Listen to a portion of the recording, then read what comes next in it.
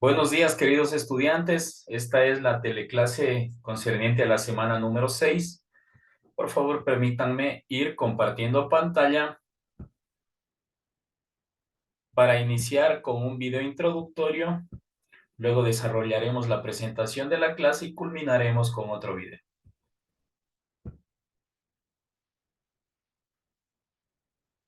Vamos a poner atención, por favor. El tema de esta semana es la reproducción en los seres vivos.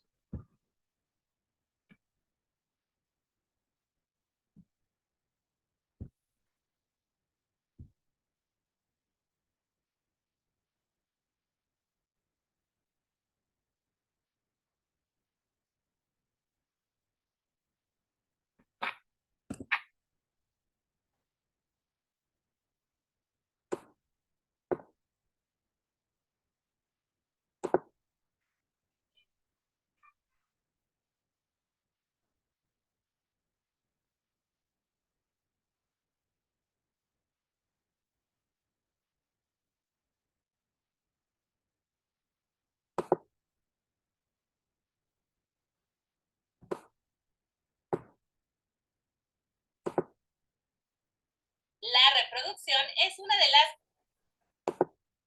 características de los seres vivos.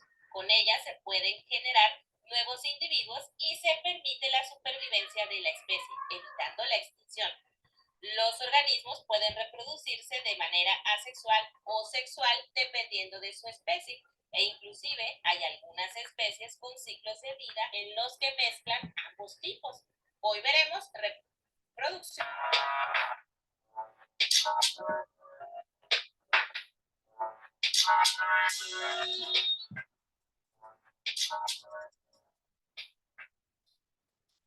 Los individuos cumplen con funciones vitales como la nutrición que les permiten mantenerse con vida. Sin embargo, la reproducción es una función vital a nivel especie, pues no es un requerimiento a nivel individuo. ¿Qué quiere decir esto? Bueno, que un individuo no tiene que reproducirse para poder estar con vida, pero si ningún individuo de una especie se reproduce, esta especie puede extinguirse y por lo tanto desaparecer.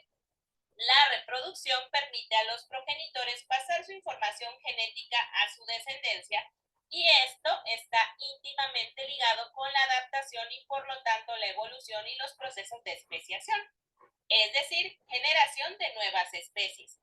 Podemos mencionar dos grandes tipos fundamentales de reproducción: la asexual y la sexual.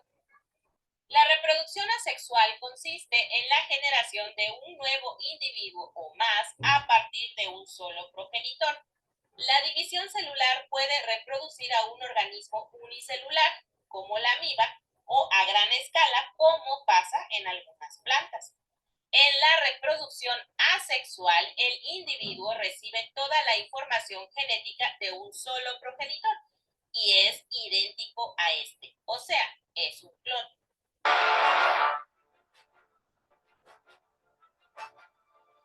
Sin embargo, también pueden haber cambios entre el genoma del progenitor y las células hijas, debido a mutaciones. La reproducción asexual es común en los organismos unicelulares, por ejemplo, las bacterias se reproducen de esta manera, pero también se puede dar en organismos pluricelulares como las hidras. Algunos mecanismos de reproducción asexual son la fisión binaria, que ocurre cuando un solo progenitor duplica su ADN y se divide en dos células, como ocurre en las bacterias. La gemación ocurre cuando un pequeño brote en la superficie del organismo progenitor se desprende y resulta en la formación de nuevos individuos. Esto lo podemos observar en las levaduras y en algunos animales, como la hidra. La fragmentación de los organismos es cuando se rompen en dos o más fragmentos que se terminarán desarrollando en un nuevo individuo. Esto lo observamos en muchas plantas y algunos animales, como por ejemplo las estrellas de mar, esponjas y corales. Durante la partenogénesis se desarrolla un embrión a partir de una célula no fecundada. Ocurre en invertebrados, así como algunos peces, anfibios y reptiles. En la reproducción sexual, Los progenitores proveen de información genética combinada a su descendencia. Sin embargo, hay algunas especies que no necesariamente se requieren de dos individuos progenitores, sino de dos células que incluso pueden provenir del mismo individuo. Estas células son células sexuales o células reproductivas llamadas gametos. A los individuos que tienen ambos tipos de gametos se les conoce como hermafroditas. La descendencia originada por reproducción sexual varía genéticamente de sus progenitores e incluso de sus hermanos. Esta diferencia en los genomas de progenitores y descendencia es conocida como variabilidad genética y es importantísima porque provee de material para que la selección natural haga lo suyo. La fecundación es la unión de los gametos y se puede dar de manera interna o externa. Hasta aquí el video, yo soy la bióloga Elena, te agradezco me hayas escuchado y nos vemos. Hasta la próxima. Muy bien, ahí estaba la explicación en el primer video sobre lo que es la reproducción. Claramente nos explican que puede existir la reproducción sexual y la reproducción asexual. ¿No es cierto? Entonces, vamos por favor a la presentación de la teleclase para continuar con este tema. Bueno, el tema principal es la reproducción en los seres vivos. El objetivo es conocer los tipos de reproducción, profundizar en la reproducción sexual y la fecundación, que es la que nos compete pues como especie humana, ¿sí? Entonces, como bien nos decía en el video, la reproducción es un proceso biológico mediante el cual los seres vivos crean nuevos organismos más o menos similares a ellos mismos. ¿Por qué nos dice esto? Pues porque en la reproducción asexual muchas veces se crea de una sola célula otra célula hija, de una célula madre, una célula hija, exactamente igual como nos hablaba ahí de clonación, ¿no es cierto? Esto cuando se reproducen mediante la mitosis. Pero existen otras como la fragmentación que nos hablaba de las estrellitas de mar, nos hablaba de las esponjas del mar, de los corales, que fragmentación quiere decir que un fragmento se separa del cuerpo madre, por decirlo así, y de este fragmento crece un nuevo individuo, ¿sí? Esa es la fragmentación. Entonces, esa es la reproducción asexual, mientras que en la reproducción sexual, pues hay variabilidad genética, como nos decía. Entonces, por eso nos dice que crean nuevos organismos más o menos similares a ellos. Perpetuando así la especie, ojo, esta es la finalidad principal de la reproducción en los seres vivos, ¿sí? Perpetuar la especie. Si es que no existiera pues la reproducción con el primer ser vivo que existió en la Tierra, se terminaba todo, ¿no es cierto? Entonces, pero mientras exista reproducción en los seres vivos, pues la perpetuidad de la especie se va a mantener. ¿Sí? Como nos decía, pues la reproducción asexual es en la que no se necesitan dos organismos. Ojo, un solo organismo puede producir, pero puede ser, como en este caso, la mitosis, que de una misma célula pues se crea otra célula igual, o por medio de la fragmentación, que del fragmento de un individuo se crea un nuevo individuo, ¿sí? Mientras que en la reproducción sexual pues necesitamos de dos gametos, un masculino y un femenino, como también nos explicaban en el video. Hay ciertas exceptuaciones, ¿no? Por lo general en la naturaleza se necesita de macho y hembra para engendrar, pero existen los hermafroditas, que son casos muy específicos en donde dentro de su cuerpo pues tienen los gametos masculinos y femeninos, perdón, que llegan a unirse y fecundan, ¿no es cierto? Mientras que por lo general la reproducción sexual se da al producirse el coito entre un macho y una hembra, se produce el coito y de esto se crea un nuevo individuo luego de la fecundación y esta sería la reproducción sexual que normalmente nosotros conocemos, ¿no es cierto? Entonces, pero puede ser, debe ser, mejor dicho, de un gameto masculino y un gameto femenino, sea internamente como un hermafrodita o unión de dos, de varón y mujer, perdón, o de macho o hembra, para que se fecunde después de unirse los dos gametos, ¿sí? Aquí va a haber una variabilidad genética, no se olviden, porque 23 cromosomas aporta el masculino y 23 cromosomas aporta lo femenino. Tenemos una pareja de 23 cromosomas que hacen 46 cromosomas, que es cómo estamos conformados, al menos los seres vivos. ¿Sí? Entonces, vamos a continuar, por favor. Cuando hablamos ya de reproducción sexual humana, específicamente, el primer paso es la gametogénesis. ¿Qué es la gametogénesis? Pues que debe existir un macho y una hembra que sean fértiles para poderse unir. ¿Sí? Entonces, los organismos generan células sexuales llamados gametos, las cuales poseen la mitad del contenido genético de una célula ordinaria y están diseñadas específicamente para la reproducción. Ojo, los gametos son explícitamente para reproducción. Estas células se originan, mediante un proceso llamado meiosis en glándulas y órganos específicos del cuerpo y son distintas dependiendo del sexo. En el caso de los humanos se trata de espermatozoides en el caso masculino y de óvulos en el caso femenino. ¿Sí? Entonces, cuando se junta el espermatozoide con el óvulo, se da la fecundación, que es el segundo paso en la reproducción sexual humana, ¿sí? Se llama así al encuentro entre los gametos femeninos y masculinos. En el caso del masculino es el espermatozoide y en el caso femenino es el óvulo, para fusionarse y producir un cigoto, es decir, una célula nueva dotada de un material genético único e irrepetible, poseedora de todo el potencial para convertirse en un individuo completo. Para que dicha célula se produzca, se deben unir físicamente los gametos, lo cual puede ocurrir dentro del organismo femenino, llamado fecundación interna. Dependiendo de ello, se deberá producir entonces un coito o acto sexual. Con la excepción, ¿no?, de que hablaba en el video de los hermafroditas, que ellos mismos tienen dentro de su organismo, pues el gameto masculino y el gameto femenino, los cuales se unen y van a dar eh,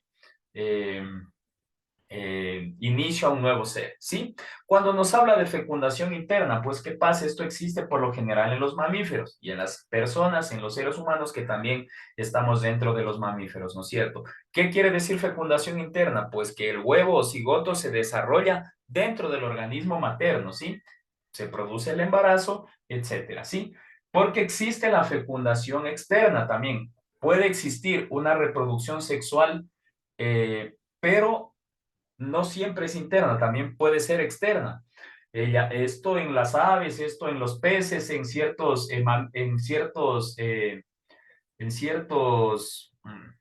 animales como las tortugas, etcétera, que ponen huevecillos, ¿no es cierto? Y se produce una fecundación externa, es decir, no dentro de la madre, pero sí dentro del mismo huevo, que es cuidado pues también por el padre o por la madre para que se reproduzca o se termine de reproducir para dar este paso al siguiente punto, que es el desarrollo embrionario, ¿no es cierto? Entonces, como hablamos acá de fecundación interna, pues la fecundación interna es dentro del organismo de la madre. Cuando hablamos de fecundación externa, pues es fuera del organismo de la madre, pero dentro de un huevo o cigoto que va a cumplir la misma función o va a cumplir el mismo proceso que se desarrolla dentro del organismo materno, pues se va a desarrollar en el huevecillo, ¿sí? Entonces, en esta etapa, el huevo cigoto se multiplica, crece y gana complejidad, atravesando numerosas etapas hasta producir un embrión, un individuo nuevo de la especie de sus progenitores, que a partir de entonces crecerá, se desarrollará y eventualmente estará listo para iniciar una vida propia. Entonces, aquí algo a puntualizar. Cuando hablamos de los seres humanos, los gemelos idénticos se desarrollan dentro del mismo huevo o cigoto, ¿sí? Pasa que dentro del mismo huevo cigoto, pues se separan las bases o los núcleos y de aquí nacen dos seres distintos, ¿no es cierto? Pero cuando existen los mellizos, pasa que el huevo cigoto se divide y uno crece en un huevo cigoto y el otro en otro huevo cigoto. Entonces, esa es la diferencia en cuestión de desarrollo celular entre gemelos dentro del mismo saco y entre mellizos que son en diferentes sacos. Este desarrollo embrionario tendrá lugar dentro del cuerpo materno, en el caso de la fecundación interna, como les había explicado, dando así origen al embarazo. Explico de nuevo, la fecundación interna es cuando se desarrolla dentro de la madre, es decir, el embarazo que nosotros conocemos dentro de los seres humanos y la mayoría de mamíferos. Pero en otros casos, los animales como las aves que ponen huevos y de ahí nacen las crías, se desarrolla este desarrollo embrionario, valga la redundancia, pero es una fecundación externa. El último punto, pues ya es el nacimiento, cuando se desarrolla completamente este embrión, ya el huevo cigoto se ha desarrollado y crece un nuevo ser, está listo para poder sobrevivir fuera de su madre o se suscita ya el nacimiento. Entonces, este individuo se asoma al mundo por primera vez, lo cual implica ser expulsado del cuerpo materno si es que hablamos de una fecundación interna y si es que hablamos de una fecundación externa, pues se romperá el huevecillo. A partir de entonces habrá un nuevo individuo de la especie que se haya criado. En este caso, pues estamos hablando de reproducción sexual humana. En conclusión, esto, entonces hemos conocido qué es la reproducción de los seres vivos. No se olviden, la principal función es la de perpetuar la especie. Diferenciamos entre reproducción sexual y asexual. En la asexual, pues no hacen falta que se junten los gametos, sino de una célula madre. Hablando de la mitosis, nace una célula hija. O si es que hablamos de partición, pues de una parte de una estrellita de mar, como nos hablaban en el video, pues nace otra estrellita de mar. Y la reproducción sexual, pues ahí sí necesitamos la unión de dos gametos. En el caso de los humanos, pues necesitamos del esperma de espermatozoide, perdón, del macho y del óvulo de la hembra para que logre fecundarse, ¿sí? Esa es la gran diferencia entre reproducción sexual y asexual. Y conocimos el proceso de reproducción humana, ¿no es cierto? Eran estos cuatro pasos que los podemos volver a recordar. La gametogénesis, es decir, que tiene que existir un varón y una hembra fértiles para que ellos dentro de su organismo creen los gametos para seguir al segundo paso, que si es que existe un acto sexual o coito, van a unirse y van a formar, a fusionarse para formar el huevo o cigoto. Tercer paso, este huevo o cigoto se desarrolla dentro de la madre cuando es fecundación interna y dentro de los huevos, fuera de la madre, en cuando se llama fecundación externa y luego de concluir el proceso de formación de todo el ser, se produce el nacimiento. ¿Sí? Eso, vamos a ver un videíto, por favor, para terminar con la explicación.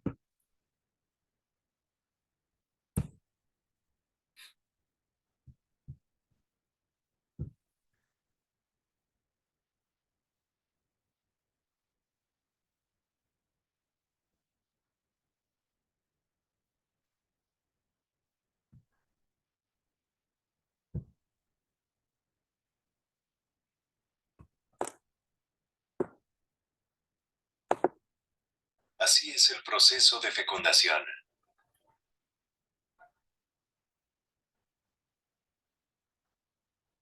La fecundación es la grandiosa historia de un esperma enfrentando situaciones increíbles para unirse con un óvulo y formar una nueva vida. Durante una relación sexual, alrededor de 300 millones de espermas entran a la vagina. Poco después, millones de ellos deberán fluir fuera de ella o morir en su ambiente ácido. Sin embargo, son muchos los que sobreviven por los elementos protectores del fluido que los rodea. Después, el esperma debe pasar a través del cérvix, que es la parte inferior del útero que se abre dentro de la vagina. Usualmente este se mantiene cerrado, pero mientras la mujer ovula, permanece abierto durante algunos días. El esperma tiene la difícil tarea de nadar a través de la mucosa cervical, misma que tiene una consistencia muy acuosa, con la intención de que el esperma llegue al útero rápidamente. Una vez dentro del cérvix, los espermas continúan nadando hacia el útero, pero millones de ellos morirán tratando de penetrar la mucosa. Algunos espermatozoides se quedan atrapados en los caminos del cérvix, pero luego podrían continuar su travesía. Ya dentro del útero, existen contracciones musculares que ayudan al esperma en su camino al óvulo. Sin embargo, las células del sistema inmunológico de la mujer, al confundir a los espermas con invasores, destruye a miles. Posteriormente, la mitad de los espermas entran en el tubo vacío del falopio, mientras que la otra mitad nada al tubo de la trompa de falopio que contiene el óvulo aún no fecundado. Ahora, solo algunos miles perduran dentro del tubo de falopio. Mientras tanto, pequeños cilios empujan al óvulo hacia el útero para continuar, por lo que el espermatozoide debe buscar ese movimiento para alcanzar al óvulo. Sin embargo, cabe destacar que algunos espermas quedan atrapados en la cilia y mueren durante esta parte del viaje. Por otro lado, algunos químicos en el tracto reproductivo causan que las membranas en las cabezas de los espermas cambien. Como resultado, el esperma se torna hiperactivo, lo que lo hace nadar más fuerte y rápido hacia su destino. Finalmente, el esperma llega al óvulo. En este momento, solo algunas docenas de los 300 millones de espermas permanecen en la travesía.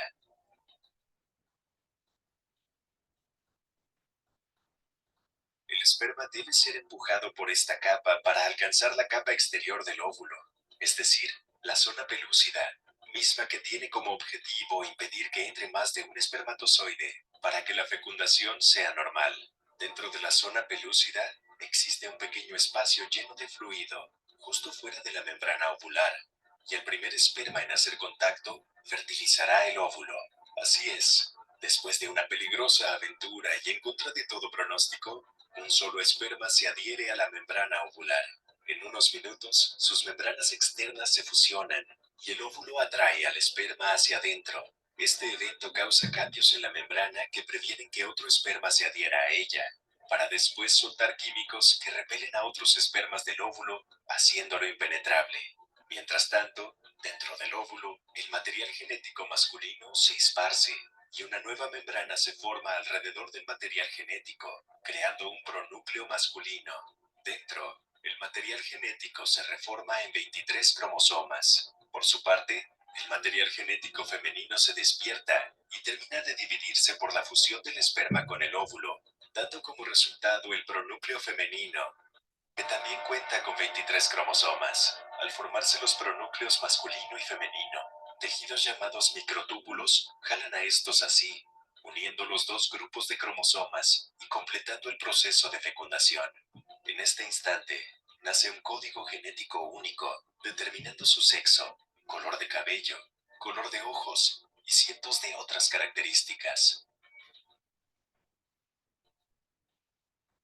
El nuevo cigoto unicelular es el comienzo de un nuevo ser humano. Y ahora las trompas de Falopio y los cilios barren gentilmente al cigoto hacia el útero, donde él o ella se implantarán en las ricas paredes uterinas, creciendo y madurando por los siguientes 9 meses hasta el nacimiento de una nueva vida. Si te gustó este video, dale like, compártelo con todos tus amigos y seres queridos para que conozcan esta valiosa información y déjanos tu opinión en los comentarios. Perfecto, entonces con este videito nos ha quedado un poco más claro lo que les había explicado sobre la fecundación, ¿no es cierto? Eso es todo por esta semana, por esta clase. No se olviden, ustedes que son de tercero de bachillerato, tienen chance hasta el miércoles. Permítanme, para no fallar en la fecha, tienen chance hasta el miércoles 24 para subir los deberes atrasados y para completar el cuestionario que servirá como nota de la prueba parcial. Entonces, sin nada más que agregar, por favor, me despido. Que tengan un excelente fin de semana y por favor, hasta el día miércoles, los que aún están pendientes de subir o de cargar las tareas y de completar el cuestionario que será sobre la nota sobre el primer parcial. Muchas gracias.